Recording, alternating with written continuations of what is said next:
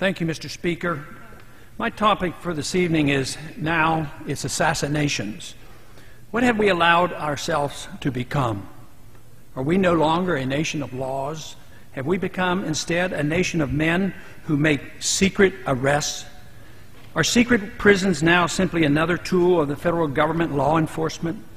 Is secret rendition of individuals now permitted out of misplaced fear? Have we decided that the writ of habeas corpus is not worth defending? Is torture now an acceptable tool for making us safe?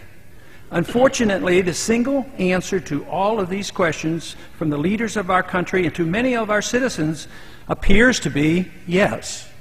And now we are told that assassination of foreigners as well as American citizens is legitimate and necessary to provide security for our people. It is my firm opinion that nothing could be further from the truth. Secret arrests, secret renditions, torture, and assassinations are illegal under both domestic and international law. These activities should be anathema to the citizens of a constitutional republic. The real threat doesn't arise from our failure to torture. Rather, desensitizing our nation to the willful neglect and sacrifice of our civil liberties fought and died for over the centuries is the threat.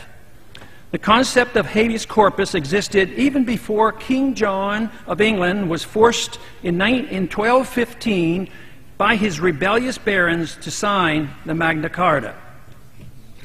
This basic principle and expression of individual liberty, which has survived 800 years, greatly influenced the writing of our Constitution and our common law heritage. Today, we hardly hear a whimper, either from the American people or a stone silent U.S. government as our cherished liberties are eradicated. Instead, we have a government that deliberately orchestrates needless fear and makes people insecure enough to ignore the reality of their lost liberties.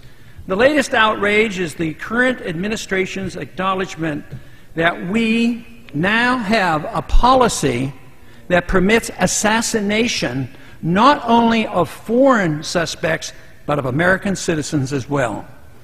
Of course, the CIA has used secret assassinations in a limited fashion for decades, despite international, domestic, and moral law.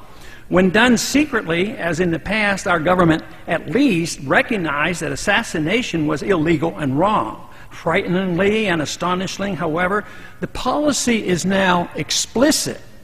National Intelligence Director Dennis Blair, in open testimony before the House Intelligence Committee on February 3rd of this year, acknowledged that American citizens can indeed be assassinated at our government's discretion. The U.S. government attempted to assassinate Anwar al-Awlaki in Yemen without even charging him with a crime. We're told this evidence is secret, that he does not deserve any constitutional rights, and that some unknown individual in the administration has the authority to declare him a threat, and therefore a legitimate target for assassination. Yes, I know he's probably a very bad person.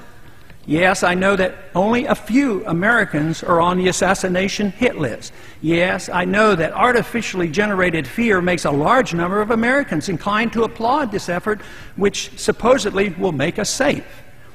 But if this could become standard operating procedure and a permanent precedent is established, let me assure you that this abuse of the law will spread. It's time for Congress and the American people to wake up to the realities of the dangers we face. We must remember as members of Congress that we have taken an oath to protect and defend the Constitution from all enemies, foreign and domestic. It should not be that difficult to distinguish the difference between the danger posed by the underwear bomber and the danger posed by a government that endorses secret prisons, torture, and assassinating American citizens. And I yield back the balance of my time.